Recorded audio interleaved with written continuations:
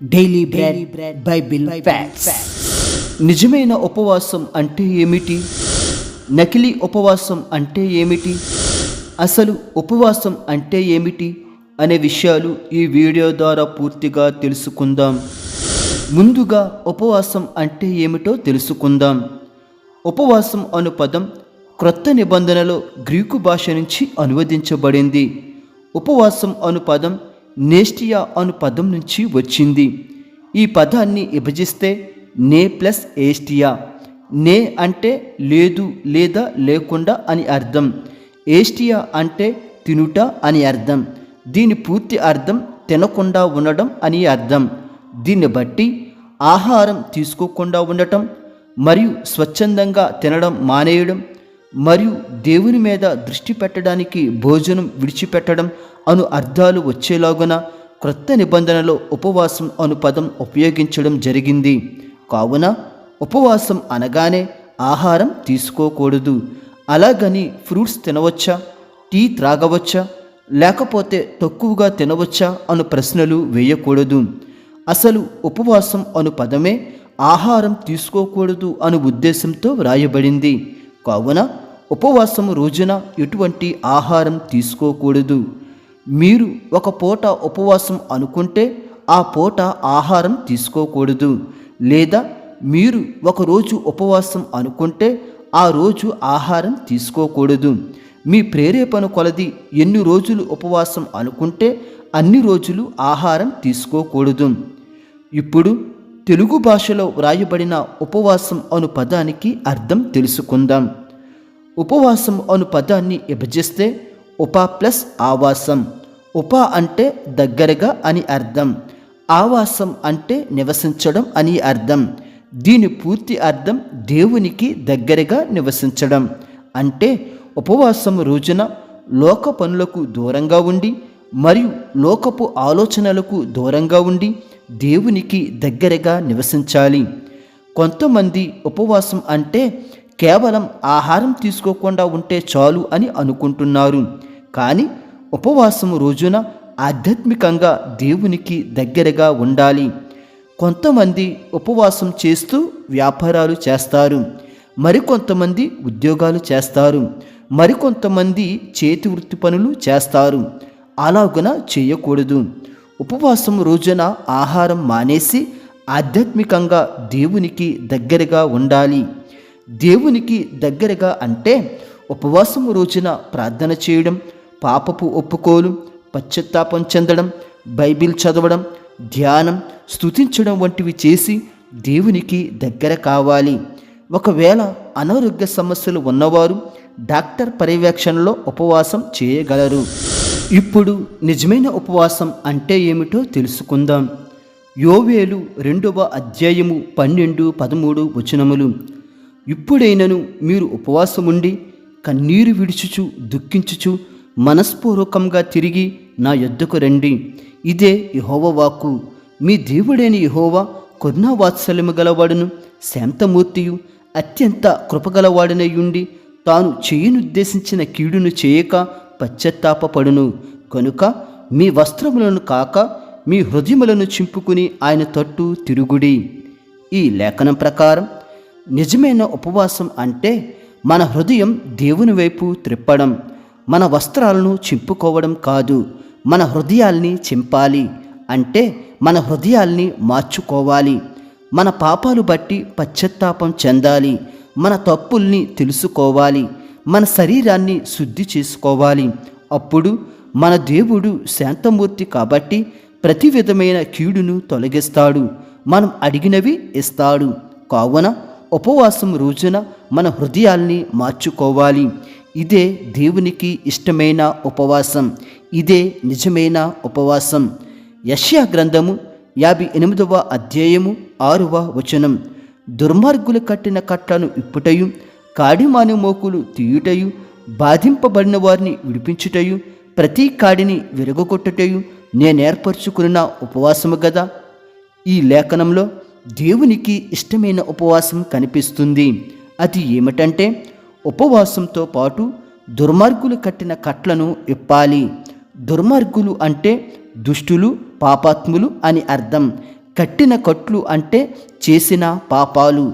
దుర్మార్గులు కట్టిన కట్టను ఇప్పడం అంటే దుష్టులు చేసే ప్రతి పాపాన్ని మనం ఖండించాలి. అలాగని సమర్థించకూడదు. పాపానికి వ్యతిరేకంగా జీవించాలి. ఈ ఉపవాసమే దేవునికి ఇష్టం. అలాగే కాడిమాను మోకులు తీయాలి. కాడిమాను మోకులు అంటే కాడిమాను అంటే ఎద్దుల మెడపై పెట్టే కాడి. మోకులు అంటే 2 జంట ఎద్దుల మెడపై ఉన్న కాడిని బిగించడానికి వేసే కడ్డీలు అని అర్థం. ఇప్పుడు మనం ఏం చేయాలి అంటే ఎద్దుల మెడకు కట్టబడిన కడ్డీలను తీసేయాలి. దీని ఆధ్యాత్మిక అర్థం ఏమిటంటే బానిసత్వం నుంచి విడుదల పొందాలి. ఒక్కొక్క మనిషి ఒక్కొక్క విధమైన పాపానికి బానిసత్వం అయిపోతాడు. ఆ బానిసత్వం నుంచి బయటకు రావాలి. ఇదే దేవునికి ఇష్టమైన ఉపవాసం. అలాగే బాధింపబడిన వారిని విడిపించాలి అంటే బాధలలో కష్టాలలో ఉన్నవారికి సహాయం చేయాలి. పేదలకు మరియు అన్యాయం ఎదుర్కొంటున్న వారికి సహాయం చేయాలి. వారి మీద ప్రేమ చూపించాలి. ఇదే దేవునికి ఇష్టమైన ఉపవాసం. అలాగే ప్రతి కాడిని విరగగొట్టాలి. కాడి అంటే భారము అని అర్థం. మనం ఇతరులపై పెట్టిన ప్రతి భారాన్ని విరగగొట్టాలి. అనగా ఎవరినైనా ఎన్నో ఏళ్ల నుండి క్షమించకుండా అలానే ఉంటే ఇక నుంచి వారిని క్షమించాలి. అలాగే ఎన్నో ఏళ్ల నుండి ఎవరినైనా బాధ పెడుతూ ఉంటే ఈసారి నుంచి వారిని బాధ పెట్టడం మానేయాలి. ఒక రకంగా క్షమించే హృదయం కలిగి ఉండాలి. ఇదే దేవునికి ఇష్టమైన ఉపవాసం. యెషయా గ్రంథము 58వ అధ్యాయము 7-8 వచనములు. నీ ఆహారము ఆకలి గొనిన వారికి పెట్టుటయు, నీ రక్త సంబంధికి ముఖము తప్పింపకుండుటయు, దిక్కుమాలిన బేదలను నీ ఇంట చేర్చుకుంటయు, వస్త్రహీనుడు నీకు కనబడినప్పుడు వానికి వస్త్రములిచ్చుటయు, ఇదియే గదా నాకిష్టమైన ఉపవాసము. ఈ లేఖనంలో కూడా దేవునికి ఇష్టమైన ఉపవాసం కనిపిస్తుంది. ఆకలితో అలమటించే వారికి ఆహారం పెట్టాలి. అలాగే మన కుటుంబస్తులతో బంధువులతో ప్రేమగా ఉండాలి. శత్రుత్వం ఉండకూడదు.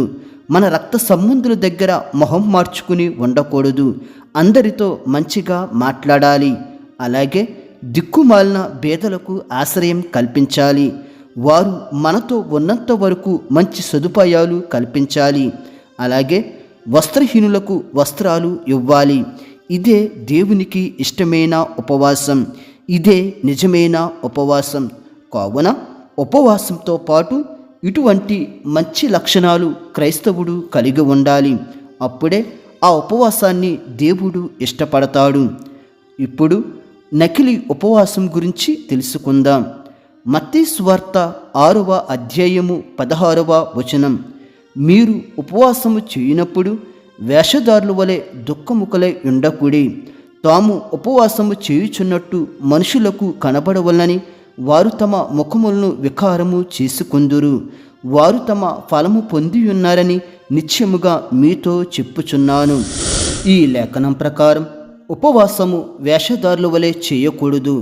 ప్రజలకు కనిపించేలాగున కొంతమంది ఉపవాసం చేస్తారు. ప్రజల మెప్పును కోరుకుంటారు. ఈలాగున పరిసయ్యులు చేశారు. ఉపవాసం చేస్తున్నట్టుగా నటించకూడదు. ముఖాలను వికారంగా పెట్టకూడదు. ఈలాగున చేసేవారు నకిలీ ఉపవాసం చేసినట్టే. ఇది దేవునికి నచ్చదు. కొంతమంది పాపాలు చేస్తూనే ఉపవాసం చేస్తారు. యెషయా గ్రంథము 58వ అధ్యాయము 3-4 వచనములు. మీ ఉపవాస దినమున మీరు మీ వ్యాపారము చేయుదురు. మీ పనివారి చేత కఠినమైన పని చేయించుదురు. మీరు కలహపడుచు వివాదము చేయుచు అన్యాయముగా గుద్దులాడుచు ఉపవాసముందురు. ఈ లేఖనంలో నకిలీ ఉపవాసం స్పష్టంగా కనిపిస్తుంది. కొంతమంది ఉపవాసం రోజున వ్యాపారాలు చేస్తారు, ఉద్యోగాలు చేస్తారు, వ్యవసాయ పనులు చేస్తారు, ఇతర జీవనోపాధి పనులు చేస్తారు. ఇలా చేయడం దేవునికి ఇష్టం ఉండదు.